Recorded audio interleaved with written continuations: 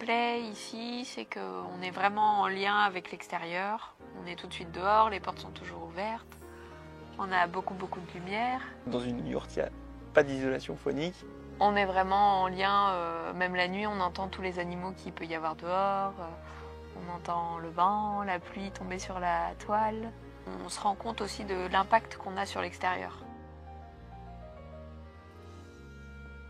Il y a aussi quelque chose qui est chouette dans la yourte, c'est le confort thermique, parce qu'on n'a pas de parois froides. On est baigné dans la lumière et ça joue psychologiquement dans le ressenti thermique. Au niveau de l'isolant, on a 12 cm de laine de mouton dans les murs et dans le toit. Dans le plancher, on a 4 cm de liège. Et puis on a une bâche extérieure qui, elle, est une bâche acrylique, imperméable et perspirante. Pour le chauffage, on a un poêle à bois que j'ai fabriqué, qui est un poêle de type rocket stove dédié aux habitats légers et mobiles, parce qu'il est semi-démontable. Souvent, dans les yourtes, on allume un feu, on a gagné 10 degrés très rapidement, mais après il fait très chaud. Et puis dès que le feu s'éteint, il fait froid. Et du coup, souvent dans les yourtes, on laisse le feu avec un tirage très faible pour que la flambée soit continue tout au long de la nuit. Moi, ça fait que le feu reste allumé la nuit. Et la combustion à faible tirage, ça crée de la pollution. Pour corriger ce défaut de confort thermique dans les habitats légers qui est de ne pas avoir d'inertie, du coup on fait un poêle de masse qui permet d'avoir l'inertie. Du coup nous l'hiver on chauffe 1 heure, 1 heure et demie le matin, 1 heure, 1 heure et demie le soir. On a réchauffé toute notre inertie et puis ça diffuse gentiment. Une chaleur douce et diffuse toute la journée. En électricité, on est autonome, on a récupéré des panneaux solaires dans une poubelle. Et voilà, on a 4 panneaux solaires, ce qui est largement suffisant pour notre consommation. Réduire nos besoins en énergie, ça a été surtout pour tous les appareils très énergivores, tout ce qui transforme grosso modo l'électricité en chaleur ou l'électricité en moteur qui tourne vite. Ça c'est un peu à proscrire en autonomie électrique, typiquement une scie circulaire, ça c'est très difficile de la faire tourner.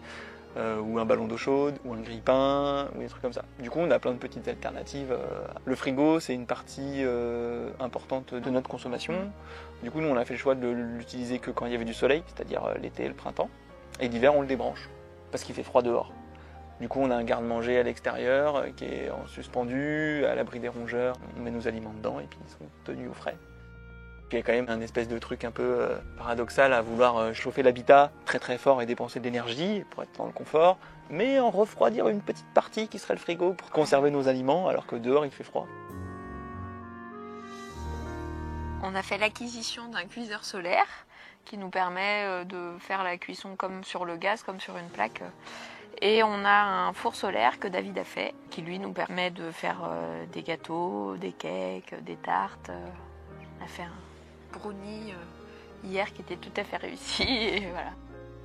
On a un séchoir solaire aussi pour faire des tisanes et puis des condiments. On a fait l'essai que avec les pommes, mais on va essayer les fruits aussi cet été.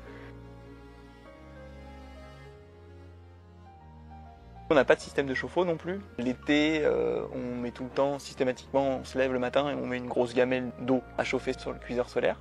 Et l'hiver, elle est tout le temps sur le poêle et vu que le poêle est tout le temps chaud, on a tout le temps de l'eau chaude. Puis ça nous fait pour la douche, la vaisselle, dès qu'on a besoin, on a de l'eau chaude.